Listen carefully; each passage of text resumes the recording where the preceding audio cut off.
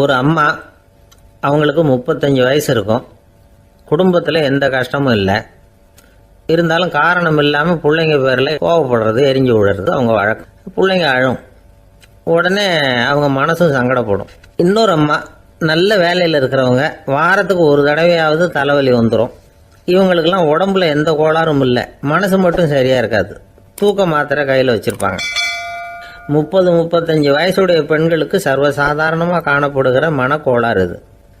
இதுக்கு பேர் மனவாட்டம், டிப்ரெஷன், மனமடிவு அப்படின்னு சொல்லலாம். இந்த நோய்க்கு அறிகுறி என்ன தெரியுமா? மனசில் வருத்தமான உணர்வு இருக்கும். அடிக்கடி அழலாம் போல தோணும். முன்னால் எல்லாம் எந்தெந்த செயலில் ஆர்வம் இருந்ததோ அதெல்லாம் குறைஞ்சிரும், அல்லது சுத்தமாகவே ஆர்வம் இல்லாமல் போயிடும். சில பெண்கள் இளம் வயசில் பக்கத்தில் இருக்கிறவங்க கிட்ட கலகலப்பாக பேசுவாங்க, வீட்டை அலங்கரிக்கிறதுல ஆர்வம் இருக்கும். இப்போ அதுலையெல்லாம் ஆர்வம் இல்லாமல் போயிடும். எந்த வேலை செஞ்சாலும் சீக்கிரம் களைப்பு அடைஞ்சுடுறது மாதிரி ஆகிடும். நமக்கு யாருமே உதவியாக இல்லை, நம்ம எல்லாரும் கை விட்டுட்டாங்க போல இருக்குதே அப்படிங்கிற உணர்வுலாம் உண்டாகும். தன்னைத்தானே குறை சொல்லிக்குவாங்க. நாம் தப்பு பண்ணிவிட்டோம் போல இருக்குதே அப்படின்னு தோணும். குற்றம் பண்ணிட்டதா நினச்சி கஷ்டப்படுவாங்க. பசி இருக்காது, தூக்கத்தில் தொந்தரவு இருக்கும். அடிக்கடி செத்து போடலாங்கிற உணர்வு வரும். தற்கொலை பண்ணிக்கலாங்கிற எண்ணம் உண்டாகும். சில பேர் தற்கொலை முயற்சியில் கூட ஈடுபடுவாங்க. சில பேருக்கு பலவிதமான உடல் வலிகள் இருக்கும், பலவீனம் இருக்கும், சீக்கிரமாக களைப்படைஞ்சு போடுவாங்க. இதெல்லாம் மனவாட்ட நோய்க்கான தன்மைகள். இந்த மனவாட்டம், அதாவது டிப்ரெஷனை 2 வகையாக பிரிக்கலாமா. ஒன்று தானாக உண்டாக்கிக்கிறது, இன்னொன்று எதிர் விளைவை உண்டு பண்ணுகிற அல்லது நரம்பு சம்பந்தப்பட்ட டிப்ரெஷன். தானாக உண்டாக்கிக்கிற மனவாட்ட நோய் இருக்குது பாருங்கள், அதுக்கு ஏதாவது சூழ்நிலை காரணமாக இருக்கலாம், அல்லது இல்லாமலும் போகலாம். மூளையில் டொப்பாமைன் அல்லது செரட்டோனின் இதோட அளவு குறையும் பொழுது இந்த டிப்ரெஷன் உண்டாகுது. இதுக்கு ஓரளவு பிறவி காரணங்கள் கூட இருக்கலாம். குடும்பத்தில் வேறு சிலருக்கும் வரலாம். பாதிக்கப்பட்ட பெண்ணை பார்க்கறதுக்கு பலவீனமாக தெரியும். கடுமையான குற்ற உணர்வு இருக்கும். தனியாக இருக்கிறதுக்கு ஆசைப்படுவாங்க. நடு ராத்திரியில் எழுந்திரிச்சு உட்காந்து கஷ்டப்பட்டுக்கிட்டு இருப்பாங்க. கொடூரமான முறையில் தற்கொலை பண்ணிக்க முயற்சி பண்ணுவாங்க. தீ வச்சுக்கிறது, அமிலத்தை குடிக்கிறது, தூக்கில் தொங்குறது. இப்படி தானாக வரவழைச்சிக்கிற மனவாட்ட நோய் மறையக்கூடிய நோய். ஒரு தடவை வந்தால் 3லேருந்து 6 மாதம் வரைக்கும் நீடிக்கும். இடைப்பட்ட காலங்களில் நோயாளி இயல்பாக இருப்பார். எதிர் விளைவை உண்டு பண்ணுகிற அல்லது நரம்பு சம்பந்தப்பட்ட மனவாட்ட நோய் எப்படின்னா, கணவன் மனைவி, மாமியார் மருமகள், இப்படிப்பட்ட உறவு முறை பிரச்சனைகள், தோல்விகள், எரிச்சல்கள், ஆஃபீஸு பிரச்சனை, இப்படிப்பட்ட சூழ்நிலையால் உண்டாகிறது. எல்லாத்துக்கும் மருந்து இருக்குது, மார்க்கம் இருக்குது, கவலைப்பட வேண்டியதில்லை, தைரியமாக இருக்கணும். உளவியல் மருத்துவம் இதுக்கு ரொம்ப உபயோகமாக இருக்கும். சில பெண்களை பாருங்கள், அவங்க எதுக்கும் அலட்டிக்கிறது இல்லை. ஒரு அம்மா அப்படி தான் தன்னுடைய கணவனை அழைச்சிக்கிட்டு ஒரு மனநோய் மருத்துவர்கிட்ட வந்தாங்க. டாக்டர், எங்கள் வீட்டுக்காரர் திடீர்னு ஒரு மாதிரி ஆயிட்டார், வித்தியாசமாக நடந்துகிறார். எப்படின்னா, இவர் தன்னையே ஒரு ஒட்டடை பூச்சியாக நினச்சிக்கிட்டு இருக்கிறார். அப்படி நினச்சிக்கிட்டு தன்னுடைய தலையாலேயே வீட்டில் உள்ள ஒட்டடையெல்லாம் தொடச்சிக்கிட்டு இருக்கிறார் அப்படின்னாங்க. எவ்வளவு நாளாக அப்படி இருக்குதுன்னு கேட்டார் டாக்டர். 1 வாரமாக அப்படி இருக்குது அப்படின்னாங்க அந்த அம்மா. அப்படின்னா முன்னாடியே ஏன் அழைச்சிட்டு வரல அப்படின்னு கேட்டார் டாக்டர். வீடு பூரா சுத்தமாகட்டுமேனு பார்த்துக்கிட்டு இருந்தேன் டாக்டர் அப்படின்னாங்களாம் அந்த அம்மா.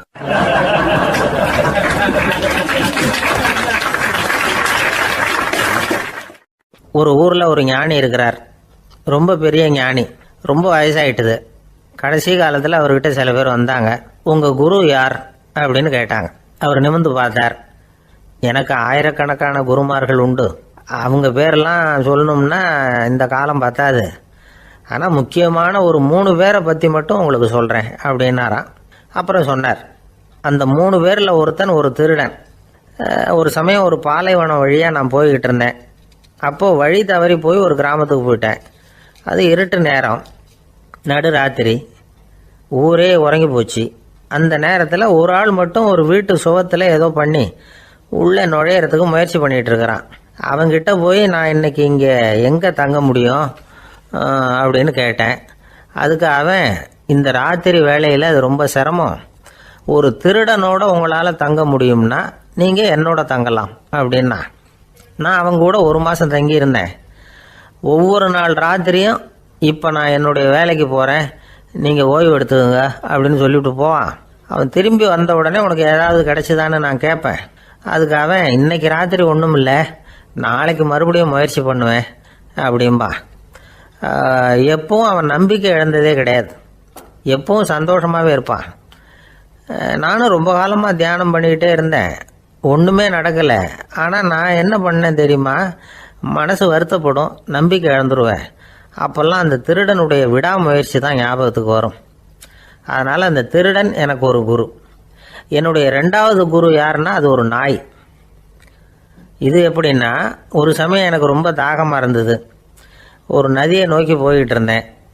அப்போ ஒரு நாயும் வந்தது, அதுக்கும் தாகம். ஓடி வந்து ஆற்றை பார்த்துது. அதோட நிழல் வந்து ஆற்றுல தெரிஞ்சுது. அதை பார்த்ததும் பயந்துட்டுது. அதாவது அது தன்னுடைய சொந்த உருவத்தையே கண்டு பயந்தது. அதை பார்த்து குறைக்குது, திரும்பி ஓடிச்சு. ஆனால் அதுக்கு தாகம் அதிகமாக இருந்ததுனால அது மறுபடியும் திரும்பி வந்தது. பார்த்தா மறுபடியும் தண்ணியில் நாயோட உருவம் தெரியுது. இப்படி சில தடவை பண்ணிச்சு. இருந்தாலும் கடைசியில் தண்ணியில் குதிச்சுட்டுது துணிஞ்சி. இப்படி குதித்த உடனே அதோட உருவமும் மறைஞ்சுட்டுது. இதை பார்த்தேன். நான் என்ன புரிஞ்சுக்கிட்டேன்னா, எவ்வளவுதான் பயம் இருந்தால் கூட ஒருத்தன் தைரியமாக காரியத்தில் இறங்கணும் அப்படிங்கிறத புரிஞ்சுக்கிட்டேன். இந்த போதனை அந்த நாய்கிட்ட இருந்து எனக்கு கிடைச்சிது. இது ஒன்று. அடுத்தது என்னுடைய 3வது குரு யாருன்னா அது ஒரு சின்ன குழந்தை. நான் ஒரு சமயம் ஒரு நகரத்துக்கு போனேன். அங்கே ஒரு குழந்தை எரிகிற மெழுகுவத்தி ஒன்று எடுத்துக்கிட்டு வந்தது. நான் அந்த குழந்தைய பார்த்து வேடிக்கையாக கேட்டேன், ஏன் பாப்பா இந்த மெழுகுவத்தியை நீயாவே கொளுத்துனியா அப்படின்னு கேட்டேன். ஆமான்னுது அந்த குழந்தை. சரி, இந்த மெழுகுவத்தி முன்னாடி எரியாமல் இருந்தது, இப்போ எரியுது. இந்த மெழுகுவத்திக்கு வெளிச்சம் எங்கேருந்து வந்தது, அதை எனக்கு காட்ட முடியுமா அப்படின்னு கேட்டேன் அந்த குழந்தைகிட்ட. இதுக்கு அந்த குழந்தை சிரிச்சுக்கிட்டு அந்த மெழுகுவத்தியை ஊதி அணைச்சுட்டுது. அதுக்கப்புறம் என்னை பார்த்து கேட்டுது, இப்போ இந்த மெழுகுவத்தியின் வெளிச்சம் போனதை பார்த்தீங்க இல்லையா, அது எங்கே போச்சுன்னு எனக்கு சொல்லுங்க அப்படின்னுது. அந்த குழந்தை இப்படி கேட்டதும் என்கிட்ட இருந்த ஆணவம் அழிஞ்சுட்டுது. நான் படித்ததெல்லாம் அந்த வினாடியில் சுக்கு நூறாக போயிட்டுது. என்னுடைய முட்டாள்தனத்தை நான் உணர்ந்தேன் அப்படின்னு இவ்வளவும் அந்த ஞானி விவரமாக சொன்னாராம். அதனால் நாம் இன்னார்கிட்ட இருந்து தான் இதை கற்றுக்கணுங்கிறது இல்லை, யாருக்கிட்டே இருந்தும் எதையும் கற்றுக்கலாம். நம்மால் ஒருத்தன் ஒரு நாய் வளர்த்துக்கிட்டோம்னா அந்த நாய்க்கு வால் கிடையாது, யாரோ ஏற்கனவே வெட்டி எடுத்துட்டாங்க. இந்த நாய் தான் சார் எனக்கு குரு, அதுகிட்டே இருந்து கூட நான் பாடம் கற்றுக்கிட்டு இருக்கிறேன் அப்படின்னா. அப்படி என்ன கற்றுக்கிட்டேன் இந்த வால் இல்லாத நாய்கிட்டே இருந்து அப்படின்னு கேட்டோம். நாம் யாருக்கிட்டையும் வாலாட்டக்கூடாது அப்படிங்கிற பாடத்தை அதுகிட்டே இருந்து தான் நான் கற்றுக்கிட்டேன் அப்படின்னா.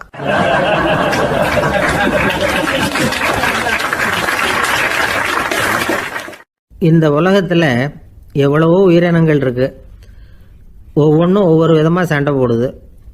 இப்போ 2 மாடு சண்டை போட்டுக்குதுன்னு வச்சுங்க, என்ன பண்ணும், 2 முட்டிக்கும். அதுக்கு சண்டை போடுறதுக்கு ஆயுதமாக உபயோகப்படுறது அதோட கொம்பு. 2 சேவல் சண்டை போட்டுக்குதுன்னு வச்சுங்க, அதுக்கு ஆயுதமாக உபயோகப்படுறது அதோட கால் நகம். காலால் தான் அது ஒன்றோட ஒன்று சண்டை போட்டுக்கும். ஆனால் 2 மனுஷன் சண்டை போட்டுக்கிறான்னு வச்சுங்க, இவன் இன்னதை தான் ஆயுதமாக உபயோகப்படுத்துவான்னு குறிப்பிட்டு சொல்ல முடியாது. கல்லை எடுப்பான், கத்தி எடுப்பான், துப்பாக்கி எடுப்பான், என்ன வேணாலும் பண்ணுவான். வாயால் திட்டுவான், கையால் அடிப்பான், காலால் உதைப்பான், சகலகலாக வல்லவன். விலங்குகள்லாம் பொதுவாக வாயை சாப்பிட்றதுக்கு மட்டும்தான் உபயோகப்படுத்துது. ஆனால் இவனுக்கு சாப்பிட்றதுக்கும் அதுதான், சாப்பிட்டு விட்டு திட்டுறதுக்கும் அதுதான். ஆனால் ஒரு விஷயத்தில் மட்டும் கெட்டிக்கிறேன். அதாவது நாம் சண்டை போட்டுக்கிட்டாலும் பரவாயில்லை, கோழிகள் சண்டை போடாமல் இருக்கணும் அப்படின்னு ஆசைப்படுறான். எதுக்காக? கோழிகள் சண்டை போடாமல் இருந்தால் நிறைய முட்டைகள் போடுமா, அதுக்காக தான் இந்த அக்கறை. கோழி பண்ணை வச்சிருக்கிறவங்களுக்கு இது ஒரு பெரிய பிரச்சனை. அதாவது பண்ணையில் இருக்கிற கோழிகளுக்குள்ளே அடிக்கடி சண்டை வந்துடும், அதனால் முட்டை உற்பத்தி குறைஞ்சிரும். சரி, இதுக்கு என்ன பண்ணுறது? பண்ணையில் போய் உட்காந்துக்கிட்டு தினமும் பஞ்சாயத்து பேசிகிட்டு இருக்க முடியுமா? அமெரிக்காவில் கோழி பண்ணை வச்சிருக்கிற ஒருத்தர் இதை பற்றி யோசனை பண்ணி பார்த்தாராம். ஒரு வழியையும் கண்டுபிடிச்சிருக்கார். கோழிக்கெல்லாம் மூக்கு கண்ணாடி மாட்டி விட்டுட்டோம்னா அது சண்டை போடுற குணம் குறைஞ்சிரும், முட்டை அதிகமாகிடும். அந்த கண்ணாடியில் உள்ள லென்ஸு சிவப்பு நிறத்தில் இருக்கணும், அவ்வளவுதான் அப்படின்னு அவர் கண்டுபிடிச்சாராம். இது ஏற்கனவே நடைமுறையில் கண்டுபிடிக்கப்பட்ட ஒரு விஷயம். ஆனால் எல்லா கோழிக்கும் சிவப்பு மூக்கு கண்ணாடி எப்படி மாட்டி விடுறது? அப்படியே மாட்டி விட்டாலும் அது நழுவாமல் இருக்கணுமே. இப்போ நாமெல்லாம் நடு விரலால் மூக்கு கண்ணாடி நடுவில் தொட்டு அப்படி ஸ்டைலாக சரி பண்ணிக்கிறோம். அது மாதிரி கோழி எப்படி சரி பண்ணிக்கும்? இதுதான் பிரச்சனை. இதுக்கு அவர் என்ன வழி கண்டுபிடிச்சாருன்னா, கோழிக்கெல்லாம் மூக்கு கண்ணாடிக்கு பதிலாக விழியொட்டு வில்லைகள், கான்டாக்ட் லென்ஸ், அதை பொருத்தி விட்டா என்ன அப்படின்னு யோசனை பண்ணார். அதே மாதிரி பண்ணார். அதே மாதிரி செஞ்சு பார்த்தார், வெற்றி. அதுக்கப்புறம் கோழியெல்லாம் சண்டை போட்டுக்கலையாம், சமாதான பிரியர்கள் ஆகிட்டு தான். கோழிகளுக்கு இயல்பாகவே சண்டை போடுற குணம் உண்டு. ஆனால் அதோட கண்ணுக்கு பார்க்குற பொருள்லாம் ரோஜா நிறத்துலையோ அல்லது இன்னும் சொல்ல போனால் அழுத்தமான சிவப்பு நிறத்துலையோ தெரிஞ்சதுன்னா சண்டை போடுற குணம் குறைஞ்சிருதான். அந்த சமயத்தில் அது அதிகமாகவும் முட்டையிட ஆரம்பிச்சுடுதான். அதே நேரத்தில் இறை எடுக்கிறத கூட குறைச்சிக்குதான். இது ஏன் இப்படி பண்ணுதுங்கிறது விஞ்ஞானிகளுக்கு இன்னமும் புரியலையா. எப்படியோ அமெரிக்க கோழிகள்லாம் கான்டாக்ட் லென்ஸ் பொருத்திக்க ஆரம்பித்தாச்சு. கோழி கழுத்தை பிடிச்சிக்கிட்டு ஒரு சில வினாடிகளில் அதை பொருத்தி போடுறாங்களாம். கோழியோட ஆயுள் பூரா அது அப்படியே இருக்குமா. பண்ணையில் முட்டை உற்பத்தி குறைஞ்சா இது மாதிரி விஞ்ஞானபூர்வமாக பரிகாரம் தேடுறது தான் நல்லது. நமக்கு வேண்டியப்பட்ட ஒருத்தர், அவர் ஒரு கோழி பண்ணை வச்சுருந்தார். அந்த பண்ணையில் பாதி கோழி திடீர்னு செத்து போச்சு. உடனே ஒரு கால்நடை மருத்துவர்கிட்ட போக வேண்டியது தானே. அங்கே போகல. உள்ளூரில் மந்திரம் பண்ணிகிட்டு இருந்த ஒரு சாமியார்கிட்ட போனார். அவர் காலில் விழுந்தார். சாமி, என் பண்ணையில் பாதி கோழி செத்து போட்டுதுன்னார். சாமியார் யோசனை பண்ணார். சரி, பண்ணையில் வாசப்படி கிழக்கு பக்கமாக வச்சுருக்கியா மேற்கு பக்கமாக வச்சுருக்கியான்னு கேட்டார். கிழக்கு பக்கமாக இருக்குன்னார் அவர். அதுதான் தப்பு, மேற்கு பக்கமாக அதை மாற்று சரியாக போடும்னாராம். அதே போல் அவர் போய் மாற்றிவிட்டார். அப்பவும் பாதி செத்து போச்சு. மறுபடியும் சொன்னார், சாமி மறுபடியும் பாதி கோழி செத்து போட்டுதேன்னார். சரி, கூரை எப்படி போட்டிருக்க? ஓடு போட்டிருக்கியா இல்லை கீத்து போட்டிருக்கியான்னார். ஓடு போட்டிருக்கேன்னாராம் அவர். அதுதான் தப்பு, கீத்து போட்டுரும் சரியாக போடும்னாராம். சரின்னு போய் அதையும் மாற்றி பார்த்தார். மறுபடியும் போயிட்டுது, கோழி செத்து போச்சு. வந்தார். மறுபடியும் பாதி செத்து போச்சு சாமின்னு வந்தார். இவரும் யோசனையை மாற்றி மாற்றி சொல்லிகிட்டே இருக்கிறார். இப்படி அவரும் மாற்றி மாற்றி பார்த்தார். 6வது தடவையாக அவரை தேடிட்டு வந்தார். அந்த சமயத்தில் இவர் ரொம்ப தீவிரமாக யோசனை பண்ணி பார்த்துட்டு, அது சரிப்பா, நீ என்கிட்ட சளைக்காமல் வந்துக்கிட்டு இருக்கிற, நானும் யோசனை சொல்லிகிட்டு இருக்கேன். இப்போவும் உங்ககிட்ட சொல்கிறதுக்கு என்கிட்ட யோசனை நிறையா இருக்குது. ஆனால் சோதிக்கிறதுக்கு உங்ககிட்ட கோழி இல்லையே, என்ன பண்ணுறது அப்படின்னாராம் இவர்.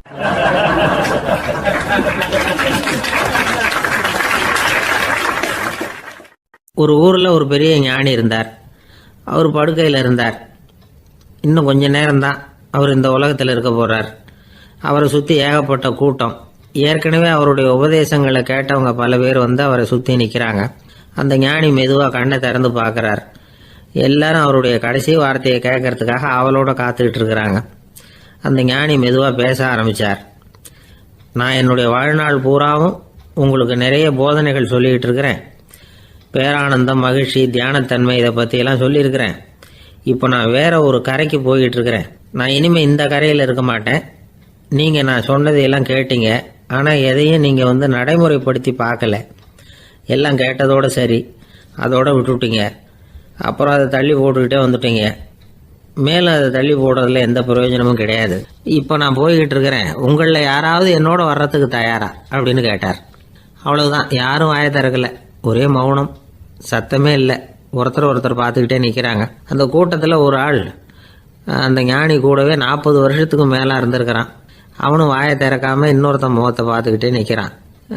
இந்த சமயத்தில் பின்னாடி நின்றுக்கிட்டு இருந்த ஒருத்தன் கையை தூக்கினான். ஞானி அவனை பார்த்தார். சரி, ஒருத்தனுக்காவது நம்மோட வர்றதுக்கு தைரியம் இருக்குது அப்படின்னு நினைச்சார். ஆனால் அந்த ஆள் என்ன சொன்னான் தெரியுமா? ஐயா, நீங்கள் கேட்குறப்போ நான் உடனே எழுந்திருக்கல, கையை மட்டும்தான் தூக்கினேன். என்ன காரணம்னா, நான் எப்படி அடுத்த கரைக்கு சேர்றதுங்கிறது தெரிஞ்சுக்கிறதுக்காக தான். அந்த விவரத்தை மட்டும் இப்போ உங்ககிட்ட இருந்து நான் தெரிஞ்சுக்க ஆசைப்படுறேன். ஏன்னா இப்போ நான் உங்கள் கூட வர்றதுக்கு தயாராக இல்லை. எவ்வளவோ காரியங்களை நான் இன்னும் இங்கே முடிக்க வேண்டியிருக்குது. வீட்டுக்கு ஒரு விருந்தினர் வந்திருக்கிறார். என்னுடைய இளைய மகனுக்கு கல்யாணம் பண்ணி வைக்கணும். அதனால் இன்றைக்கி உங்கள் கூட வர முடியாது. அது மட்டும் இல்லை, இப்போ உங்கள் கூட அடுத்த கரைக்கு வந்தால் திரும்பி வர முடியாதுன்னு வேறு சொல்கிறீங்க. அதனால் இப்போ நான் வரலை. இன்னொரு நாள் நிச்சயமாக நான் வர்றேங்க, உங்களை சந்திக்கிறேன். அதனால் இப்போ நீங்கள் இன்னொரு தடவை எங்களுக்கு விளக்கமாக சொல்லணும். ஏற்கனவே பல தடவை சொல்லியிருக்கிறீங்க. தயவு பண்ணி இப்போ ஒரு தடவை சொன்னீங்கன்னா சௌகரியமாக இருக்கும். அந்த அடுத்த கரையை அடையிறது எப்படி, இப்போ ஒரு தடவை அதை விளக்கமாக சொல்லிட்டீங்கன்னா நல்லா ஞாபகப்படுத்திக்குவேன். அது சரியான சமயம் வர்றப்போ இது எனக்கு உதவியாக இருக்கும் அப்படின்னு நானா. ஆனால் உண்மை என்ன தெரியுமா? அந்த சரியான சமயம் வரவே இல்லை. அப்படிங்கிறது தான் உண்மை.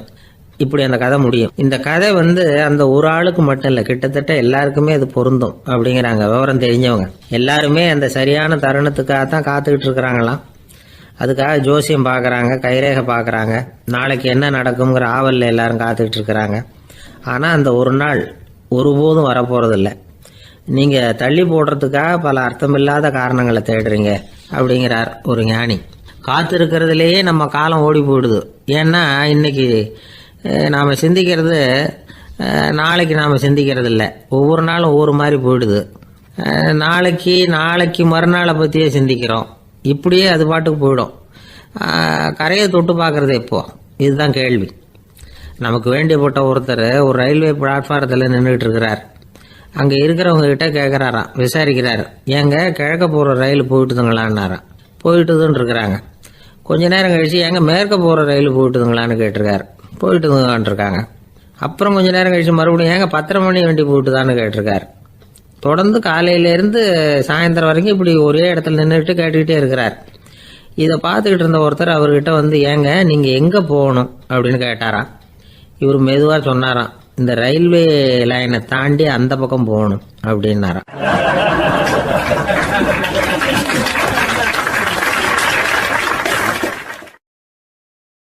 ஆஃபீஸில் வேலை பார்க்குற ஒருத்தர் வந்தார். பேசாமல் ஒரு 10 நாள் லீவு போட்டுடலாமா பார்க்குறேன் அப்படின்னார். ஏன்னு கேட்டோம். என்னுடைய மேலதிகாரி ஒரு முசுடு சார், அவர்கிட்ட வேலை பார்க்குறது ரொம்ப கஷ்டமாக இருக்குது அப்படின்னார். ஆஃபீஸில் வேலை பார்க்குறவங்கெல்லாம் ஒரு விஷயத்தை நல்லா ஞாபகத்தில் வச்சுக்கணும். மேலதிகாரிங்கிறவர் ஒரு பெரிய மகான் இல்லை, அவரும் ஒரு மானிட பிறவி தான். சராசரி மனுஷனுக்குள்ள பலம் பலவீனம் ரெண்டும் அவருக்கும் உண்டு. அதனால் அவரை கொஞ்சம் அனுசரித்து போகிறதுக்கு பழகிறது தான் நல்லது. மேலதிகாரிகளில் பல வகை உண்டு. அதில் முக்கியமாக 3 வகை. அதில் ஒரு வகை எப்படி தெரியுமா? உங்களை ஒரு வேலை செய்கிற மெஷினாக மட்டுமே நினைக்கக்கூடிய வகை. இவங்கெல்லாம் எப்படின்னா, எங்கேயாவது வெளியூர் போயிருந்தா கூட அங்கேருந்து ஃபோன் பண்ணுவாங்க, அந்த வேலை என்னாச்சு, இந்த வேலை என்னாச்சு அப்படின்னு. இவங்களுக்கெல்லாம் உங்கள் நலனை பற்றியோ உங்கள் குடும்பத்தை பற்றியோ அக்கறை இருக்காது. நீங்கள் சொல்கிற யோசனை எதுவும் இவங்ககிட்ட எடுபடாது. கொடுத்த வேலையை பாரு, நீ எனக்கு புத்தி சொல்ல வேணாம் அப்படிம்பாங்க. இவங்களை அனுசரித்து போகிறதுக்கு ஒரே வழி, இவங்க எதை சொன்னாலும் சரின்னு சொல்லிவிட்டு வேலையை கவனிக்க வேண்டியது தான். இவங்ககிட்ட வேற எந்த கேள்வியும் கேட்டுக்கிட்டு இருக்கக்கூடாது. ஆமாம் சாமி போடுறது கௌரவ குறைச்சல் இல்லை, அது ஒரு அலுவலக சௌகரியம், அவ்வளவுதான். இன்னொரு வகையான மேலதிகாரிகள் எப்படி தெரியுமா? இவங்கெல்லாம் ஆஃபீஸ் வேலையை பற்றி அதிகமாக கவலைப்பட்டுக்கிட்டு இருக்க மாட்டாங்க. தங்களுடைய சொந்த இமேஜ் பாதிக்கப்படக்கூடாதுங்கிறதுலையே கவனமாக இருப்பாங்க. இவங்கெல்லாம் அடிக்கடி உங்கள் நலனை விசாரிப்பாங்க. அதே மாதிரி நீங்களும் அவரை விசாரிக்கணும்னு எதிர்பார்ப்பாங்க. இந்த ரக அதிகாரிகளுக்கெல்லாம் புது வருட வாழ்த்து அனுப்பலாம், பிறந்தநாள் வாழ்த்து அனுப்பலாம். அவருக்கு எங்கேயாவது ஒரு பாராட்டு விழா நடந்தால் முதல் வரிசையில் போய் உட்காந்து உங்கள் முகத்தை காட்டலாம். ஆஃபீஸ் வேலையை மட்டுமே பார்க்குற பணியாளர்கள் இது மாதிரி அதிகாரிகள்கிட்ட நல்ல பேர் வாங்க முடியாது. இன்னொரு வகையான மேலதிகாரிகள் உண்டு. அவங்க எப்படின்னா, ஆஃபீஸ் வேலையை பற்றியும் கவலைப்பட மாட்டாங்க, தனக்கு கீழே வேலை பார்க்குறவங்கள பற்றியும் கவலைப்பட மாட்டாங்க. எக்காரணம் கொண்டும் தன்னுடைய பொசிஷனுக்கு ஆபத்து வந்துடக்கூடாதுன்னே நினைக்கக்கூடியவங்க இவங்க. இவங்களால் கடுமையான வேலை செய்யவும் முடியாது, தீர்மானிக்கவும் முடியாது. எந்த முடிவையும் எடுக்காமல் அப்படியே தள்ளி போட்டுக்கிட்டே போடுவாங்க எல்லாத்தையும். இதனால் என்ன ஆகும்னா, இவருக்கு கீழே வேலை பார்க்குற உங்களுக்கு பொறுப்பு அதிகமாகிடும். இவங்ககிட்ட போய் பிரச்சனையை மட்டும் சொல்லி பிரயோஜனம் இல்லை, அதுக்கான முடிவுகளை நீங்களே சொல்லணும். அப்போ தான் இது மாதிரி அதிகாரிகள்கிட்ட நல்ல பேர் வாங்கலாம். அட்லீஸ்ட் கெட்ட பேர் வாங்காமலாவது காலம் தள்ளலாம். ஆஃபீஸில் வேலை பார்க்குறவங்க முக்கியமாக சில விஷயங்களை ஞாபகத்தில் வச்சுக்கணும். ஆஃபீஸில் நடக்கிற நல்லது கெட்டது எதுவாக இருந்தாலும் உடனடியாக மேலதிகாரிகிட்ட தெரிவிக்கிறது நல்லது. 3வது மனிதர் மூலமாக அதை அவர் தெரிஞ்சுக்கிறது அவ்வளவு நல்லதில்லை. எந்த மேலதிகாரியுமே தான் இந்த சர்பாஸ் செய்யப்படுறத விரும்புறதில்லை. அதனால் அவருக்கு தெரியாமல் மேலிடத்துக்கு மணி எழுதி போடக்கூடாது. அப்படி எழுதி போடுறவங்க சில பேர் இருக்கிறாங்க. நீங்களும் உங்கள் மேலதிகாரியும் தொழில் ரீதியாக ஒரே படிப்பு படித்தவராக இருக்கலாம். அப்படி இருந்ததுன்னா அட்ஜஸ்ட் பண்ணி போகிறது கொஞ்சம் கஷ்டம்தான். இதை மனசில் வச்சுக்கிட்டு நடந்துக்கணும். உங்களுக்கும் அவருக்கும் அபிப்பிராய பேதமா, அது அவருக்கும் உங்களுக்கும் உள்ள தனிப்பட்ட பிரச்சனை. அதை விளம்பரப்படுத்திக்கிட்டு இருக்கக்கூடாது, அது அவருடைய கோபத்தை கிளறும். உங்கள் மேலதிகாரி உங்கள் கூட படித்தவராக இருக்கலாம், அதுக்காக அவரை எல்லாருக்கும் முன்னாடி அடைய கிச்சாமி எப்படிடா இருக்க அப்படின்லாம் கேட்டுக்கிட்டு இருக்கக்கூடாது. பொதுவாக யாரும் அதை விரும்புறதில்லை. இவ்வளவையும் உங்கள் மனசில் வச்சுக்கிட்டு கொஞ்சம் சாமர்த்தியமாக நடந்துக்கிட்டிங்கன்னா ஆஃபீஸ் உங்களுக்கு அவஸ்தையாக இருக்காது, ஆனந்தமாக இருக்கும். ஒரு மேலதிகாரி தன்கிட்ட வேலை பார்க்குற ஒருத்தரை பற்றி ரொம்ப பெருமையாக சொன்னாராம். எங்கள் ஆஃபீஸில் எவ்வளவோ பேர் வேலை பார்க்குறாங்க. எல்லாரும் தினமும் வந்து ஏதாவது பிரச்சனைகளை சொல்லிகிட்டு இருப்பாங்க. ஆனால் இவர் ஒருத்தர் மட்டும்தான் இது வரைக்கும் என்கிட்ட வந்து எந்த பிரச்சனையும் சொன்னதே இல்லை. அவர் பாட்டுக்கு வருவார், வேலை பார்ப்பார், போயிடுவார் அப்படின்னாராம். நான் உடனே அவ்வளவு பெருமைக்குரிய அந்த ஊழியரை பார்த்து கேட்டேன், ஏன்பா உன்னுடைய மேலதிகாரிகிட்ட நீ எந்த பிரச்சனையும் கொண்டுகிட்டு போகிறதே இல்லையாமே அப்படின்னு கேட்டேன். அதுக்கு அவர் சொல்கிறாரு, ஆமாங்க, அது ஏன்னா அவரால் எந்த பிரச்சனையுமே தீர்க்க முடியாதுங்கிறது எனக்கு நல்லா தெரியும், அதனால் அப்படி செய்கிறேன், வேற ஒன்றும் இல்லை அப்படின்னார் ரொம்ப பொறுமையாக.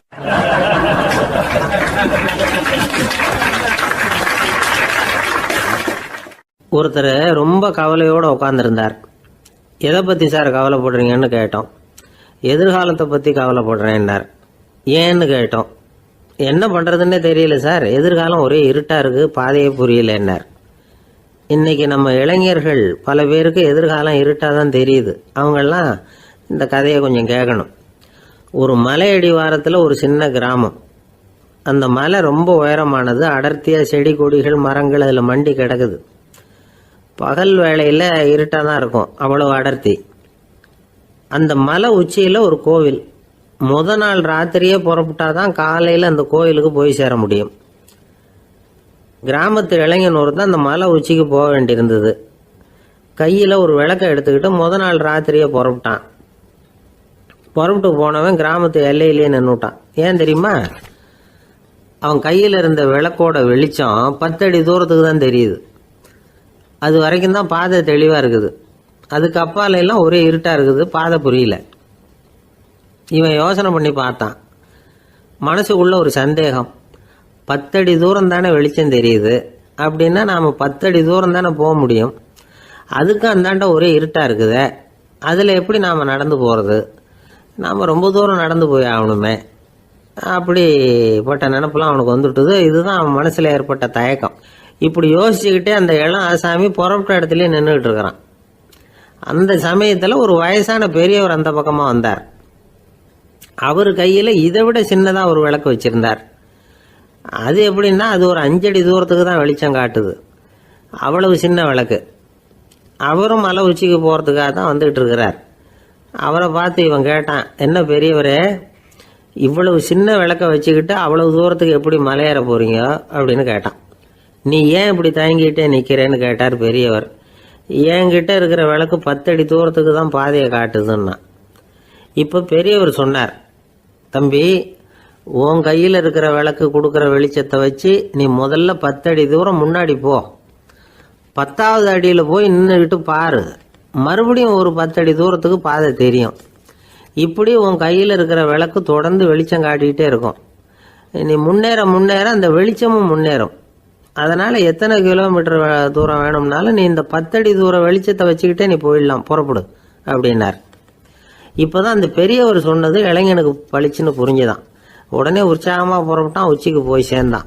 இந்த கதையிலேருந்து நாம் புரிஞ்சிக்க வேண்டியது என்ன தெரியுமா? நீண்ட கால திட்டம் ஒன்று போடும் பொழுது நமக்கு முன்னாடி இருக்கிறத மறந்துட்டு மனசை போட்டு குழப்பிக்க கூடாது. உங்கள் கையில் என்ன இருக்கோ அதுலேயே உங்கள் எதிர்காலம் மறைஞ்சிருக்குது. கண் முன்னாடி தெரியறத வச்சு ஆரம்பிங்க, போக போக வழி தானாக புலப்படும் அப்படிங்கிறார் ஒரு பெரியவர். பெரிய பயணங்களையெல்லாம் இப்படி தான் நடத்த வேண்டியிருக்கும். ஒவ்வொரு அடியாக எடுத்து வச்சா ஓடி போய் சேர்ந்து விடலாம். மலைச்சி போய் நின்றுட்டா நின்றுக்கிட்டே இருக்க வேண்டியது தான். நம்ம ஆள்லாம் ரொம்ப மோசமாக இருக்கிறாங்க. ஒருத்தன் அப்படி தான் நீண்ட தூர பிரயாணம் ஒன்று புறப்பட்டான். ரயில் போய்கிட்டே இருந்தது. கொஞ்சம் தூரம் போச்சு, பாதி வழியில் கையில் வச்சுருந்த டிக்கெட்டை காற்றுல விட்டுட்டான். ஐயோ, என் டிக்கெட்டு போயிட்டுதே அப்படின்னு கத்த ஆரம்பிச்சுட்டான். பக்கத்தில் இருந்த பெரியவர் அவனை பார்த்து பரிதாபப்பட்டு, கவலைப்படாத தம்பி, போனால் போகுது, வேற டிக்கெட் வாங்கிக்கலாம் அப்படின்னு ஆறுதல் சொன்னார். அதுக்கு அவன் சொல்கிறான், சார், நான் அதுக்காக அழலை, அந்த டிக்கெட்டு கிடைச்சா தானே நான் எந்த ஊருக்கு போகணுங்கிறது எனக்கு தெரியும் அப்படிங்கிறான்.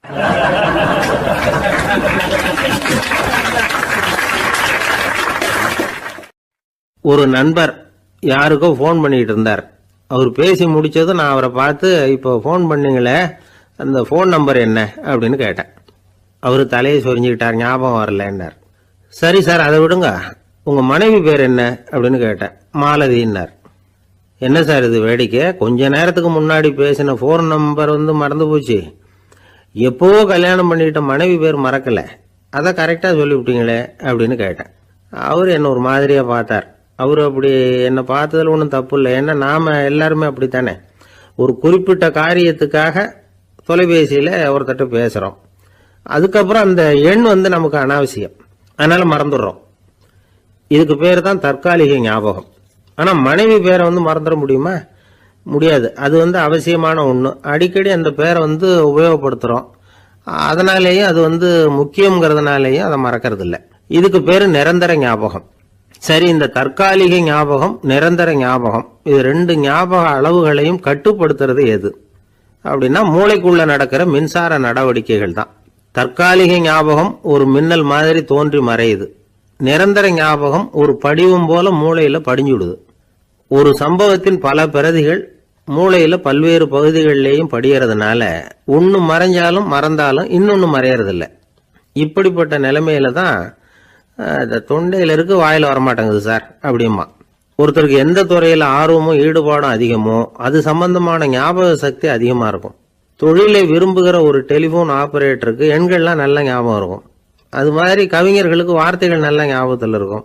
இது ஒரு பக்கம் இருந்தாலும் ஒரு மூளை எண்களை விட எழுத்துக்களை விட படங்களை ரொம்ப சுலபமா ஞாபகத்தில் வச்சுக்குது. புரிஞ்சுக்கிற தன்மை, அனுபவம், புத்தி கூர்மை இது கூடி குறையிறத பொறுத்து ஞாபக சக்தியும் ஏறும் இறங்கும். இப்போ உதாரணத்துக்கு ஒரு பையனுக்கு படித்தது எதுவும் ஞாபகத்தில் இல்லைன்னா அவன் அதை சரியாக புரிஞ்சுக்கலன்னு அர்த்தம். இந்த மறதிங்கிறது எந்த சமயத்தில் ஒரு பிரச்சனை ஆகுது தெரியுமா? உங்களுக்கு வேண்டியப்பட்ட ஒருத்தரை ஞாயிற்றுக்கிழமை சாயந்தரம் சரியாக 5 மணிக்கு கடற்கரைக்கு வர சொல்லிவிட்டு அந்த நேரத்தை மறந்துட்டா அது பரவாயில்ல, வர சொன்னதையே மறந்துட்டாதான் நிலைமை மோசம்னு அர்த்தம். இப்படி இருந்தால் இது சிகிச்சை எடுத்துக்க வேண்டிய நிலைமைங்கிறத புரிஞ்சுக்கணும். ஆமாம், இதுக்கும் மருந்து இருக்கு. ஆனால் மூளை குறிப்பிட்ட அளவுக்கும் கீழே இயங்குறப்போவோ இன்னொன்று சொல்லுவாங்க, இந்த நியூரோ டிரான்ஸ்மிட்டர் அப்படின்னு சொல்லுவாங்க. அப்படிங்கிற மூளை ரசாயனம் ரொம்பவும் குறைஞ்சி போகிறப்போ மட்டும்தான் உபயோகப்படும். டாக்டர் என்ன சொல்கிறாங்க தெரியுமா? மூளையை பொறுத்த வரைக்கும் அதில் ஞாபக சக்தி அதிகமாக உள்ள மூளை, மறதி உள்ள மூளை அப்படின்னு ஒன்றும் கிடையாது அப்படிங்கிறாங்க. நினைவு வச்சுக்கிறதுக்கு பயிற்சி அளிக்கப்பட்ட மூளை, பயிற்சியற்ற மூளை அப்படின்னு வேணும்னா சொல்லலாம் அப்படின்னு சொல்கிறாங்க.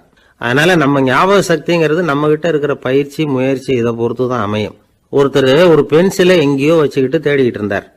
அப்புறம் என்னமோ தீவிரமா யோசனை பண்ணி அதை ஞாபகப்படுத்தி பார்த்துக்கிட்டு இருந்தாராம். எதிரில் உட்காந்துருந்தவர் சொன்னார், பென்சிலை தானே தேடிக்கிட்டு இருக்கீங்க, அது உங்க வலது காதில் இருக்குது சார் அப்படின்னாராம் அவரு. இதுக்கு அவரு சொல்லியிருக்காரு, பென்சிலை வலது காதில் தான் வச்சிருக்கேங்கிறது எனக்கு நல்லா ஞாபகம் இருக்கு, ஆனா எது வலது காதுங்கிறது தான் மறந்து போச்சு அப்படின்னாராம். அவர் அதை தான் யோசிச்சுட்டு இருந்திருக்கிறார்.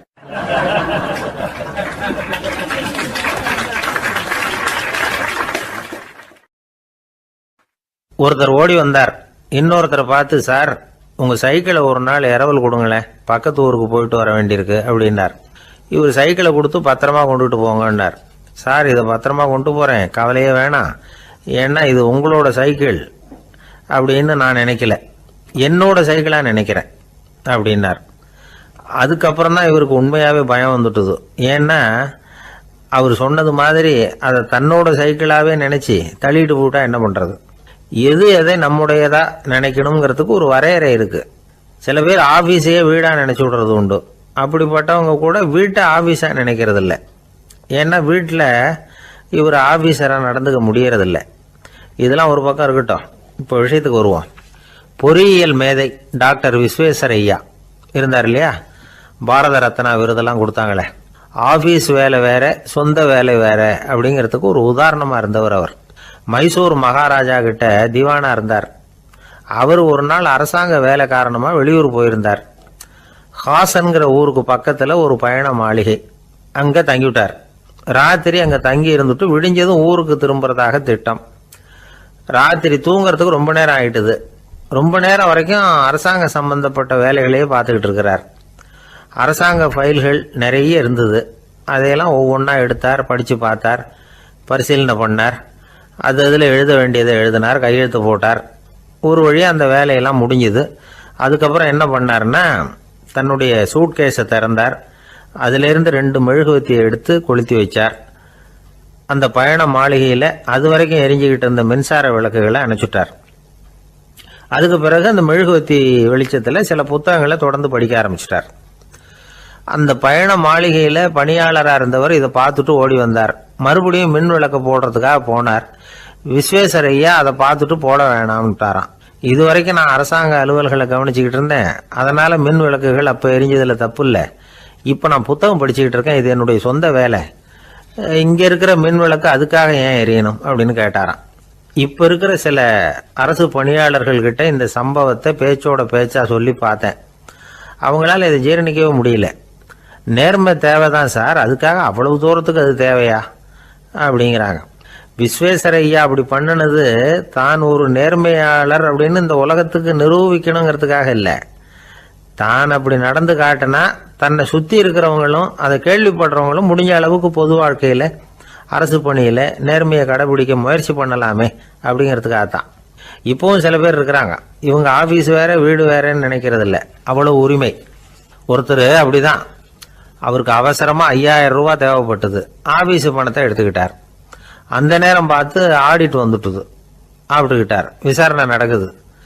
அவர் சொல்றார், சார் நான் நேரம் காலம் பார்க்காம ஆஃபீஸில் வேலை செய்வேன், ஏன்னா அதை என்னோட ஆஃபீஸாக நினைக்கிறேன். அவசரத்துக்கு அந்த பணத்தை எடுத்தேன், மறுபடியும் வச்சுடலாம்னு தான் இருந்தேன், அதுக்குள்ளே இப்படி ஆகிட்டுது. நீங்கள் என்ன நினச்சாலும் சரி, நான் ஆஃபீஸ் வேற வீடு வேற அப்படின்னு நினைக்கிறது இல்லை, அது என்னோட சுபாவம் அப்படின்னார். விசாரணை பண்ணவர் தீர்ப்பு வழங்கினார். உங்கள் சுபாவத்துக்கு மதிப்பு கொடுத்து நானும் தீர்ப்பு வழங்குறேன். நீங்கள் கொஞ்ச நாள் ஜெயிலில் இருந்துட்டு வாங்க, அது உங்களுக்கு கஷ்டமாக இருக்காதுன்னு நினைக்கிறேன். ஏன்னா அங்கே போனாலும் நீங்கள் உங்கள் சுபாவப்படி வீடு வேற ஜெயில் வேறன்னு நினைக்க மாட்டீங்க அப்படின்னாராம்.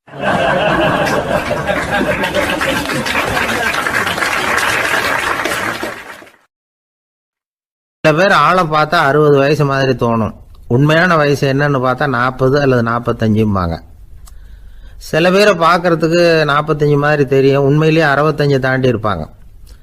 ஒரு மனிதனுக்கு 2 வகையான வயது உண்டுங்கிறார் ஓஷோ. அதாவது உடம்புக்குன்னு ஒரு வயசு, மனசுக்குன்னு ஒரு வயசு. முதல் உலக மகாயுத்தம் நடந்தது இல்லையா, அது முடிஞ்சதுக்கு அப்புறம் முதல் தடவையா மனிதனின் மூளை வளர்ச்சியை பற்றி மனநல வைத்தியர்கள் ஒரு கணக்கெடுப்பு சோதனை நடத்தினாங்களாம். அது வரைக்கும் மனிதனுக்கு 2 வகையான வயது உண்டுன்னு யாரும் சிந்திச்சதே இல்லையா. அந்த உலக மகாயுத்தம் முடிஞ்சதுக்கு அப்புறம் மனிதனுடைய சராசரி மனதின் வயதை கணக்கிட்டு பார்க்கும் பொழுது அவங்களுக்கெல்லாம் ரொம்ப அதிர்ச்சியாக இருந்துதான். ஏன்னா அது ரொம்ப பின்தங்கிய நிலையில் இருந்திருக்கு, வளர்ச்சி அடையாத நிலையில் இருந்திருக்கு. அவங்க கண்டுபிடிச்ச பிரகாரம் அப்போ மனசோட சராசரி வயசு என்ன தெரியுமா, 14. அப்படின்னா பார்த்துங்க, உடல் ரீதியாக ஒருத்தரோட வயசு 70 கூட இருக்கலாம், ஆனால் மனசோட வயசு 14 தான். இதுக்கு நேர்மாறாக அமைஞ்சு போச்சுன்னு வச்சுங்க. அதாவது ஒருத்தருக்கு உண்மையிலேயே 14 வயசு, அதாவது உடலோட வயசு 14, அவரோட மனசின் வயசு 70ன்னு வச்சுக்கோங்க. இப்படி அமைஞ்சுட்டுதுன்னா அவர் சீக்கிரம் ஞானத்தன்மை அடைஞ்சிருவார் அப்படின்னு அர்த்தம். இப்போ நமக்கெல்லாம் உடம்போட வயசு மனசோட வயசு ரெண்டும் ஒன்றா இருந்துட்டா அதுவே போதும், அதுவே பெரிய விஷயம். இப்போ எமர்சன் கிட்ட போய் ஒருத்தர் கேட்டாரா உங்கள் வயசு என்ன அப்படின்னு. அவர் உடனே பதில் சொல்லியிருக்கார் 360 வருஷம் அப்படின்னாராம். கேட்டவர் குழம்பி போயிட்டார். அவர் என்ன சொல்கிறாரு, 360 வயசா, என்ன நம்ம காதில் தான் சரியாக விழலையா? எமர்சன் எப்பவும் உண்மையை பேசுகிற ஒரு சிறந்த அறிவாளி, அவர் இப்படிலாம் பொய் சொல்ல மாட்டாரே அப்படின்னு ஒரு யோசனை பண்ணிக்கிட்டே இவர் மறுபடியும் அவர் கிட்ட போனாராம். ஐயா நீங்கள் சொன்னது சரியாக என் காதில் விழலை, அதனால் மறுபடியும் கேட்குறேன் உங்கள் வயசு என்ன அப்படின்னாராம். எமர்சன் மறுபடியும் சொல்லியிருக்கிறார் 360 வருஷம்னு. வந்தவருக்கு உண்மையிலேயே அதிர்ச்சியாக போட்டுது. அதுக்கப்புறம் மெதுவாக ஆரம்பித்தாராம். ஐயா நீங்கள் சொல்கிறத என்னால் ஏற்றுக்க முடியாது, எப்படி பார்த்தாலும் இப்போ உங்களுக்கு வயசு ஒரு 60க்கு மேலே இருக்காதுன்னு நினைக்கிறேன் அப்படின்னாராம். நீங்கள் சொல்கிறது சரிதான், அது என் உடம்போட வயசுன்னாராம் எமர்சன். அப்படின்னா ஏற்கனவே நீங்கள் சொன்னது அப்படின்னு கேட்டிருக்காரு, அது என் மனசோட வயசு அப்படின்னாராம். நம்மளை பொறுத்த வரைக்கும் அறிவு தூசு படிஞ்சிருக்கு, அது மாதிரியே அன்பும் மாசுபட்டிருக்கு. இது ரெண்டையும் சுத்தம் பண்ண வேண்டியிருக்குது, அப்போ தான் நாம் சரியான வயசில் வாழ முடியும். ஒரு ஆசாமி இருக்கிறார், அவருக்கு உடம்போட வயசு அதிகம், மனசோட வயசு ரொம்ப குறைச்சல், குழந்தை மாதிரி. அவர் ஒரு ஆஸ்பத்திரியில் படுத்திருக்கிறார். நர்சம்மா எல்லாருக்கும் மருந்து கொடுத்துட்டு போகிறாங்க. கொஞ்ச நேரம் கழித்து திரும்பி வந்தாங்க. அப்போ இவர் அந்த அம்மாவை கூப்பிட்டு சொல்கிறார், இதை பாருங்கள் சிஸ்டர், நீங்கள் எல்லாருக்கும் சின்ன சின்ன மாத்திரையாக கொடுத்துட்டு எனக்கு மட்டும் நீளமான மாத்திரையாக கொடுத்துட்டீங்க, முழுங்கிறதுக்கு ரொம்ப கஷ்டமாக போச்சு, இனிமேல் எனக்கும் சின்ன மாத்திரையாக கொடுங்க சிஸ்டர் அப்படின்னாராம். அந்த அம்மா உடனே அதிர்ச்சியாகி தலையில் அடிச்சுக்கிட்டாங்களாம். நான் கஷ்டப்பட்டு மாத்திரையை முழுங்கினத்துக்கு நீங்கள் ஏமா தலையில் தட்டிக்கிறீங்க அப்படின்னு கேட்டிருக்காரு இவர். இதுக்கு அவங்க சொல்லியிருக்கிறாங்க, நான் உங்களுக்கு கொடுத்துட்டு போனது மாத்திரை இல்லைங்க, அது தெர்மாமீட்டர் அப்படின்னாங்களாம்.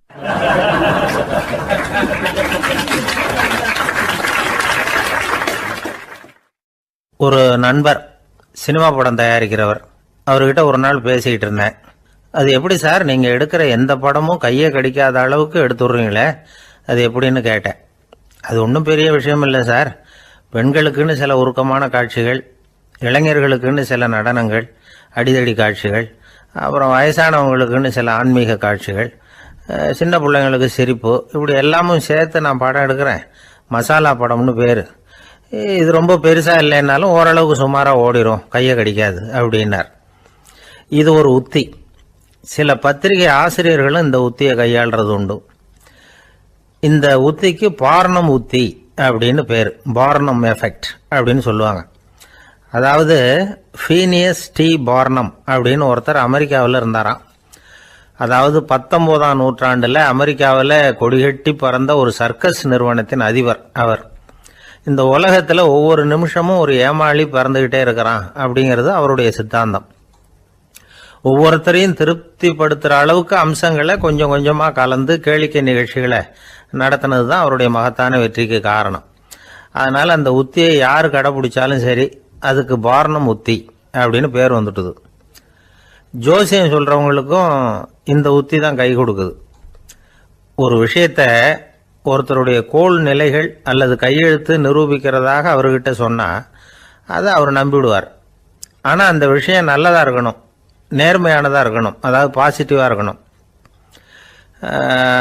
8ஆம் இடத்துல குரு, 9ஆம் இடத்துல சனி, நீங்கள் ஒரு பெரிய மேதை தான் அப்படின்னு சொல்லுவாங்க. கேட்குறவங்களுக்கு அதை மறுக்கிறதுக்கு மனசு வராது. அப்படி சொல்லும் பொழுது கூடவே என்ன கொஞ்சம் முன்கோபம் அதிகமாக இருக்கும், இருந்தாலும் அது உடனே மறைஞ்சிரும் அப்படின்னு சில அற்ப விஷயங்களையும் சொன்னாலும் அதையும் சரிதான்னு சொல்லி ஒத்துக்குவாங்க. ஆளுமையை எடை போடுகிற ஒரு நிறுவப்பட்ட உத்தியின் மூலமாக தன்னுடைய குணாதிசயங்கள் கண்டுபிடிக்கப்பட்டதாக அவர் நம்புறது தான் இதுக்கு காரணம். இந்த மாதம் பணத்தட்டுப்பாடு கொஞ்சம் இருக்கும், உடம்புல ஏதாவது கொஞ்சம் அசௌகரியம் இருக்கும், வீட்டுக்குள்ளே லேசாக மனஸ்தாபம் வரலாம், இது மாதிரி பொதுப்படையாக சிலதை சொன்னாலே போதும், மக்களை நம்ப வச்சுடலாம். இதெல்லாம் நமக்கு மட்டும்தான் ஏற்படுது அப்படின்னு சொல்லி அவங்க நினைக்கிறது தான் காரணம். இதுதான் பார்னம் உத்திங்கிறது. மனிதர்கள் பாராட்டுக்களை விரும்புகிறதும் விமர்சனங்களை வெறுக்கிறதும் பார்னம் உத்தியின் அடுத்த கூறு. அதனால் ஒருத்தருக்கு ஜோசியம் சொன்னாலும் சரி, அவருடைய ஆளுமையை மதிப்பிடுறதாக இருந்தாலும் சரி, அவரை புகழற மாதிரி இருந்தாலும் சரி, அப்படி இருந்தால் தான் அது சரியாக இருக்கும். சாதகமான விஷயங்களை அதிகமாகவும் பாதகமான விஷயங்களை நாசூக்காகவும் சொன்னால் மக்கள் அதை நம்பிடுவாங்க. ஒருத்தரை கருமின்னு சொன்னால் ஏற்றுக்க மாட்டார். அதையே கொஞ்சம் மாற்றி நீங்கள் கொஞ்சம் சிக்கனமான ஆசாமி அப்படின்னு சொன்னால் நீங்கள் சொல்கிறது சரிதான் சார் அப்படிம்பார். நீங்கள் பெரிய செலவாளி தான், இருந்தாலும் நல்ல விஷயங்களுக்கு தான் செலவழிப்பீங்க அப்படின்னு சொல்லணும். இப்படி இந்த பார்னம் உத்தியை கடைபிடிச்சி இன்னைக்கு வெற்றிகரமாக காலம் தள்ளுறவங்க நிறைய பேர் இருக்கிறாங்க.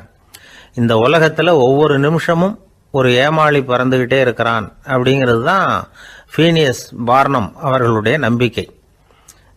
அதை விட அடுத்தவங்களை ஏமாளியாக நினைக்கிற மனுஷர்கள் தான் இன்னைக்கு உலகத்தில் ரொம்ப அதிகம். ஒருத்தர் தன்னுடைய மேல் அதிகாரிகிட்ட போய், ஐயா ஒரு நாள் லீவு வேணும், என் தங்கச்சிக்கு கல்யாணம் அப்படின்னார். அவரு பார்த்தார், ஒரு 10 நிமிஷம் வெளியில் இருங்கன்னார். 10 நிமிஷம் கழித்து கூப்பிட்டார், இதை பாருங்க, நீங்கள் சொல்கிறது பொய், இப்போ உங்கள் தங்கச்சிக்கு ஃபோன் பண்ணேன், அவங்க தனக்கு 2 வருஷத்துக்கு முன்னாடியே கல்யாணம் ஆகிட்டதாக சொல்கிறாங்க அப்படின்னார். உடனே இவர் சொன்னார், சார் இப்போ நீங்கள் சொல்கிறதும் பொய்யாக தான் இருக்கணும், ஏன்னா நிஜமாக எனக்கு ஒரு தங்கச்சியே கிடையாது அப்படின்னார்.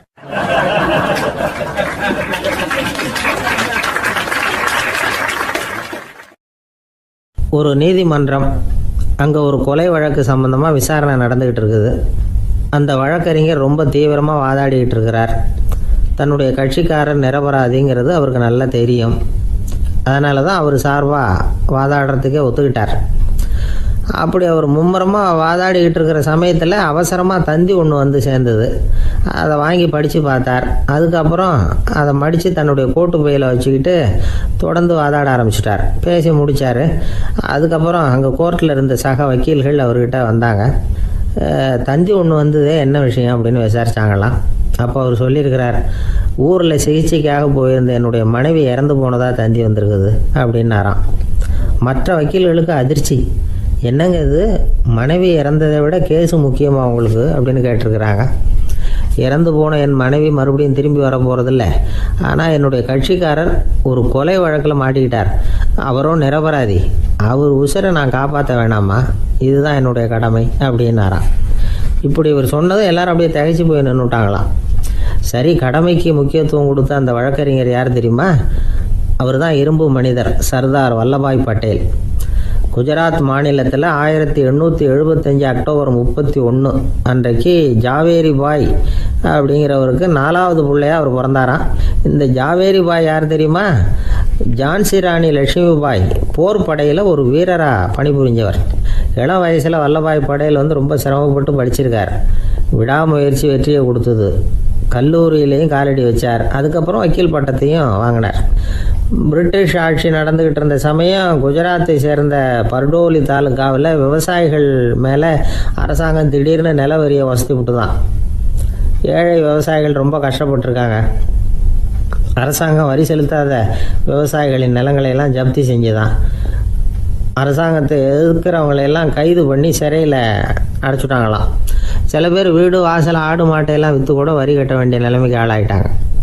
வழக்கறிஞர் வல்லபாய் பட்டேல் நில வரியை உடனே ரத்து பண்ணணும் அப்படின்னு பம்பாய் கவர்னருக்கு ஒரு கடிதம் எழுதினார். எந்த பலனும் இல்லை. உடனே எல்லா விவசாயிகளையும் அணி திரட்டினார். அதுக்கு தானே தலைமை தாங்கினார். சத்தியாகிரகம் நடத்தினார். அந்த பகுதியில் எந்த வேலையும் நடக்கலை. வேறு வழி இல்லை. ஆட்சியாளர்கள் உடனே வரியை ரத்து பண்ணாங்க. சிறையில் இருந்தவங்களெல்லாம் வெளில விட்டாங்க.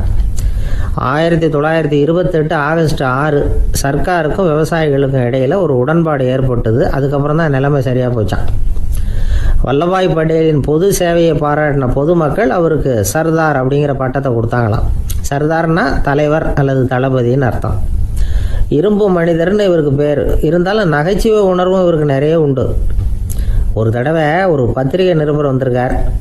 சர்தார் பட்டேல்கிட்ட அவருக்கு பிடிச்ச பண்பாடு கலாச்சாரம் எது அப்படின்னு கேட்கணும்னு ஆசை. அதனால் அவரை பார்த்து கேட்டாராம், ஏங்க உங்களுக்கு பிடிச்ச கல்ச்சர் எது அப்படின்னு கேட்டிருக்கார். இதுக்கு சர்தார் பட்டேல் சொன்ன பதில் என்ன தெரியுமா? எனக்கு பிடிச்ச கல்ச்சர் அக்ரிகல்ச்சர் அப்படின்னாராம்.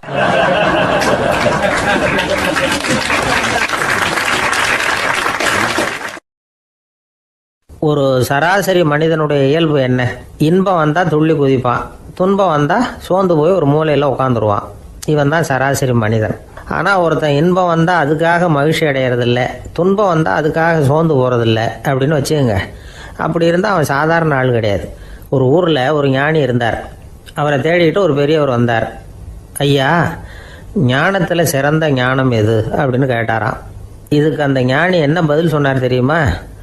இன்பத்தினால மகிழ்ச்சி அடையாமலும் துன்பத்தினால சோர்வு அடையாமலும் இருக்கிறது தான் அந்த ஞானம், பெரிய ஞானம் அப்படின்னாராம். சரி சுவாமி, அப்படிப்பட்ட ஞானம் உங்களுக்கு எப்படி வந்ததுன்னு கேட்டிருக்காரு இவர்.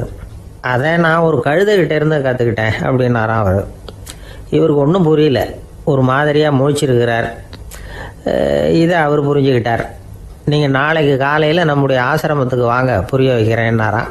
சரின்னு அவர் போயிட்டார். மறுநாள் காலையில் ஆசிரமத்துக்கு சேர்ந்தார். ஞானி அவரை கூப்பிட்டு உட்கார வச்சார். வாங்க, இப்படி உட்காருங்க, கொஞ்சம் நேரத்தில் இந்த வழியாக ஒரு கழுதை போகும், அதை கவனித்து பாருங்கன்னாராம். இவருக்கு இன்னமும் ஒன்றும் புரியாமல் போச்சு. ஒரே குழப்பம். இருந்தாலும் அந்த ஞானி சொன்னது மாதிரியே உட்காந்துருக்கிறார். கொஞ்சம் நேரத்தில் அந்த வழியாக ஒரு கழுதை போச்சு. அது முதுக நிறைய அழுக்கு மூட்டைகள், அதை சுமந்துக்கிட்டு போகுது. ஒரு செலவு தொழிலாளி அதை ஓட்டிகிட்டு போகிறார். கொஞ்சம் தூரத்தில் ஒரு ஆறு இருக்குது. அங்கே போய் துணியெல்லாம் சுத்தப்படுத்திக்கிட்டு சாயந்தரமாக திரும்பி இந்த வழியாகவே வருவாங்க. ஞானி சொன்னது மாதிரியே இந்த பெரியவர் அழுக்கு மூட்டையை சுமந்துக்கிட்டு போகிற அந்த கழுதையை கவனித்தார். கழுதை போயிட்டுது. அதுக்கப்புறம் ஞானியை திரும்பி பார்த்தார். இப்போ அந்த ஞானி சொன்னார், சாயந்தரம் வரைக்கும் நீங்கள் இங்கேயே இருக்கணும்னார். அதே மாதிரி இவர் இருந்தார். சாயந்தரமாக அந்த ஞானி சொன்னார், ஐயா, இப்போ கொஞ்ச நேரத்தில் அந்த கழுதை இந்த வழியாக திரும்பி வரும், அதையும் கவனித்து பாருங்கன்னார். இவரும் கவனித்து பார்க்குறார். கழுதை வந்தது. அது முதுகில் சலவை செய்யப்பட்ட துணி மூட்டை. அது பாட்டுக்கு சுமந்துக்கிட்டு போய்கிட்டு இருக்குது. பெரியவருக்கு ஒன்றும் புரியல, பொறுமை இழந்துட்டார். சரி சுவாமி, இந்த கழுதைக்கும் உங்கள் ஞானத்துக்கும் என்ன சம்பந்தம் அப்படின்னார். இப்போ அந்த ஞானி விளக்கினார். ஐயா, இந்த கழுதை இதே மாதிரி தினமும் காலையில் அழுக்கு மூட்டைகளை சுமந்துக்கிட்டு ஆற்றுக்கு போகுது, மாலையில் வெண்மையான சுத்தமான துணிகளை சுமந்துக்கிட்டு திரும்பி ஊருக்கு போகுது. காலையில் இது போகும் பொழுது முதுகில் அழுக்கு மூட்டைகளை சுமந்துக்கிட்டு போகிறோமேங்கிற வருத்தமும் அதுக்கு கிடையாது. சாயந்தரம் திரும்பி வரும்பொழுது சுத்தமான துணிகளை சுமந்துக்கிட்டு வர்றோமேங்கிற மகிழ்ச்சியும் அதுக்கு இல்லை. இதை பார்த்து தான் நானும் அது மாதிரி ஞானத்தை கற்றுக்கிட்டேன் அப்படின்னாராம். அதனால் யார் கற்றுக் கொடுக்குறாங்க அப்படிங்கிறத விட எதை கற்றுக்கிறோம் அப்படிங்கிறது தான் முக்கியம். ஒரு சினிமா பார்க்குறோம், ஒரு அருவி கொட்டுறது மாதிரி காட்சி வருது, தண்ணீர் வழியுது. படம் முடிஞ்சதும் பார்த்தீங்கன்னா அந்த திரை என்ன நனைஞ்சு போயா இருக்கும். ஒரு தீப்பிடிச்சு எரியிற காட்சியே சினிமாவில் பார்க்குறீங்க, காட்சி முடிஞ்சதும் அந்த வெண் திரையே கருகி போயா இருக்கும். படத்தில் வர்ற தண்ணீரும் நெருப்பும் அந்த திரையை பாதிக்கிறது இல்லை. நாம் அந்த திரை மாதிரி இருக்கிறதுக்கு கற்றுக்கணுமா. அந்த பக்குவம் வந்துவிட்டதுன்னா இன்பமும் துன்பமும் நம்ம எதுவும் செய்யாது. ஒரு சினிமாவை பார்க்குற வரைக்கும் சிரிக்கலாம், அழலாம். பார்த்துட்டு வெளியில் வரும்பொழுது அழுதுகிட்டே வரக்கூடாது. ஒருத்தர் வந்தார், அப்படி படம் முடிஞ்சு வெளியில் வரும்பொழுது அருவி மாதிரி கண்ணீர் சிந்திக்கிட்டே வரார். ஏன் சார் படம் அவ்வளவு சோகமா அப்படின்னு கேட்டார். இன்னொருத்தர், இல்லை சார், கூட்டம் ரொம்ப குறைச்சல் சார், மொத்தம் படம் பார்க்க வந்தவங்களே 15 பேர் தான் சார் அப்படின்னார் கண்ணீரை தொடச்சிக்கிட்டே. அதுக்கு நீங்கள் ஏன் சார் அழறீங்கன்னு கேட்டார் அவர். இந்த படத்தோட தயாரிப்பாளரே நான் தான் சார் அப்படின்னாரா இவர்.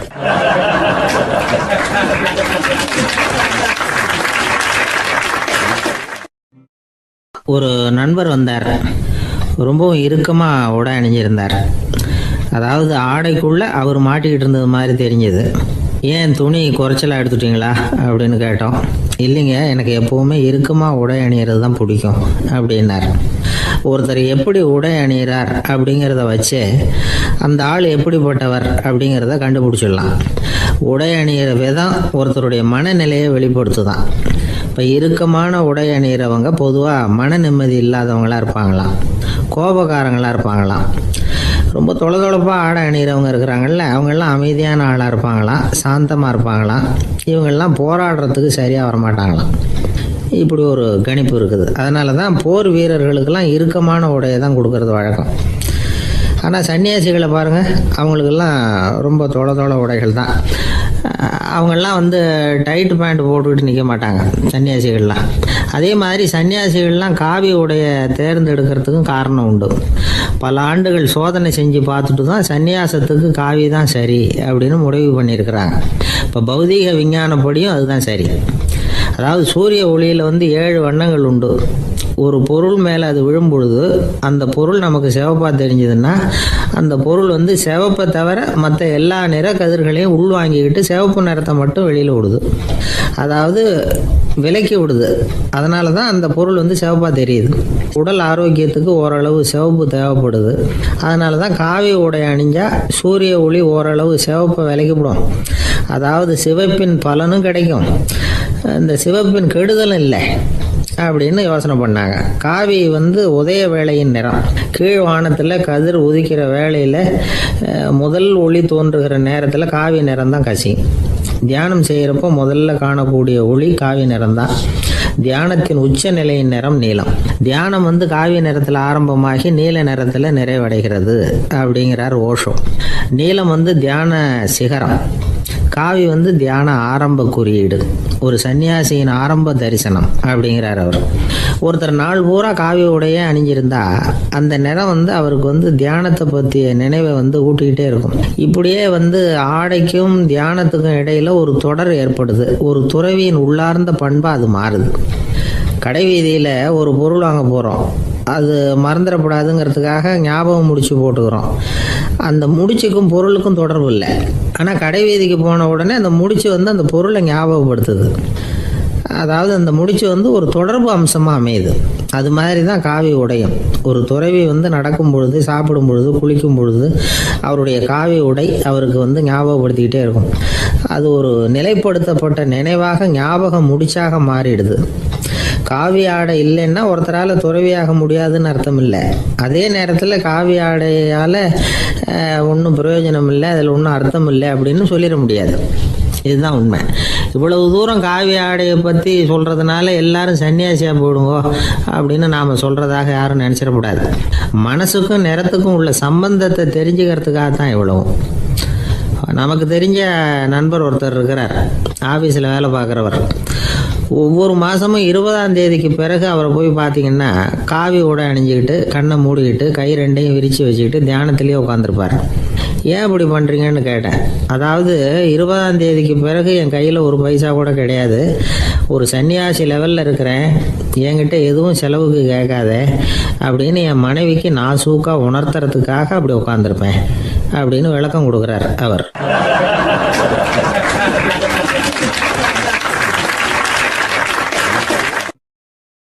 ஒருத்தர் வேகமாக நடந்து போகிறார். கடத்தெருவில் ஒரு ஸ்வீட்டு கடையை பார்க்குறார். உடனே சடன் பிரேக் போட்டது மாதிரி நிற்கிறார். ஒரு ஸ்வீட் வாங்கி சாப்பிட்லாமேன்னு மனசு சொல்லுது. டாக்டர் வேணாம்னு சொல்லியிருக்கிறார், உடம்புக்கு ஒத்துக்காது, அதனால் அது வேணாம்னு சொல்லுது அறிவு.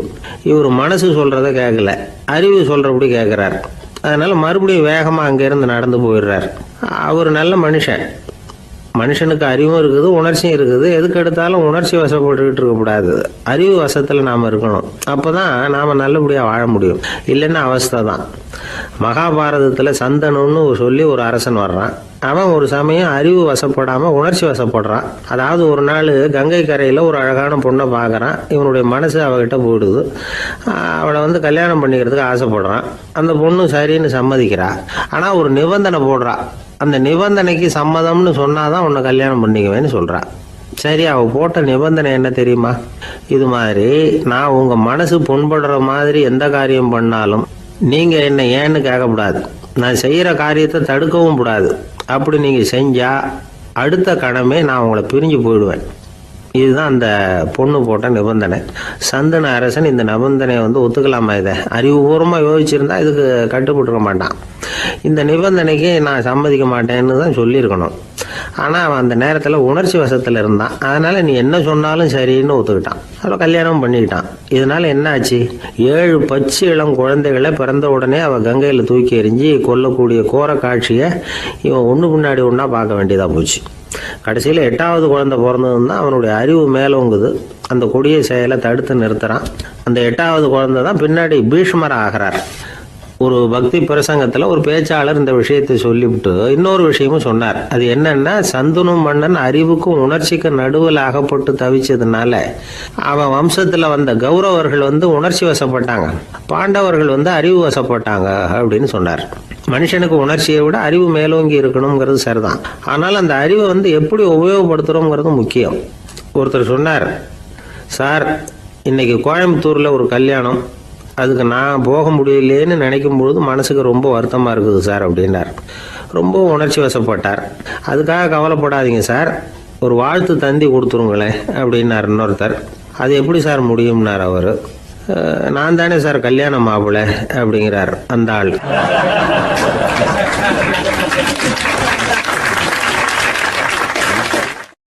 ஒரு சின்ன பையன் என்னை தேடிட்டு ஓடி வந்தான். ஒரு கதை சொல்லுங்கன்னா, சொந்தமாக எதுவும் தெரியாத என்ன, உங்களுக்கு சொந்தமாக எதுவும் தெரியாதுன்னு எனக்கும் தெரியும் அப்படின்னா. இந்த பையன் அடிக்கடி என்கிட்ட கதை கேட்குறவன், அதனால் என்னோட ரகசியம்லாம் அவனுக்கு அத்துப்படி. அதனால தான் அவ்வளவு தெளிவாக அடிச்சு விட்றான். சரி, இப்போ என்ன செய்யலாம்னு, பழைய கதை ஏதாவது ஒன்று சொல்லுங்களேன்னா. உனக்கு கிருஷ்ணதேவராயரை தெரியுமான்னு. அவர்கிட்ட நேரில் பழக்கம் இல்லை, ஆனால் அவரை பற்றி புஸ்தகத்தில் படிச்சிருக்கேன்னா. சரி, இவங்கிட்ட மேற்கொண்டு பேச்சு கொடுத்தா நம்மளை ஒரு மாதிரி ஆக்கி விடுவான் அப்படிங்கிறத யூகம் பண்ணிட்டு அவனை உட்கார வச்சு கடைசி வரைக்கும் குறுக்க பேசக்கூடாது அப்படின்னு ஒரு கண்டிஷனையும் போட்டுட்டு அந்த கதையை சொன்னேன். ஒரு சமயம் கிருஷ்ணதேவராயர் சமஸ்தானத்துக்கு ஒரு பெரிய வித்வான் சேர்ந்தாராம். என்னோட போட்டி போடுறதுக்கு இந்த ஊரில் யாராவது இருக்கீங்களா அப்படின்னு சவால் விட்டாராம். அந்த ஊரில் இருந்த பெரிய பெரிய வித்வான்லாம் இது ஏதுடா வம்பா போச்சுன்னு நினைக்க ஆரம்பிச்சிட்டாங்க. யாரும் அந்த ஆளோட போட்டி போடுறதுக்கு தயாராக இல்லை. எல்லாரும் நடுங்கிக்கிட்டு இருக்கிறாங்க. அந்த நேரத்தில் ஒருத்தன் மட்டும் தைரியமாக முன்னுக்கு வந்தான். அது யாருன்னா தெனாலிராமன். அந்த சமஸ்தானத்தில் விகட கவி அவன். என்ன அனுப்புங்க போட்டிக்கு, நான் ஜெயிச்சு காட்டுறேன்னா.